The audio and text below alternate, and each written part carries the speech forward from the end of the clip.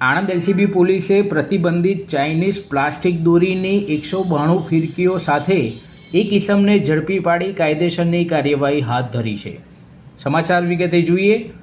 આજરોજ 19 ડિસેમ્બર બપોરે 1:30 કલાકે આણંદ એલસીબી પોલીસ દ્વારા આપવામાં આવેલ અખબાર યાદી પ્રમાણે આણંદ એલસીબી પોલીસની ટીમ પેટ્રોલિંગમાં હતી। તે સમયે હેડ કોન્સ્ટેબલ અનિરુદ્ધસિંહ વજેસિનાઓને બાતમી મળી હતી કે પેટલાદ શહેરના શેરાપુરા દવાખાનાની બાજુમાં મુખ્તિયાર ખાન દિલાવર ખાન પઠાણ રહે છે। તેના ઘરે તે સિન્થેટિક પદાર્થ કોટેડ કરેલ ચાઇનીઝ દોરીની ફિરકીઓનો સંગ્રહ કરેલ છે।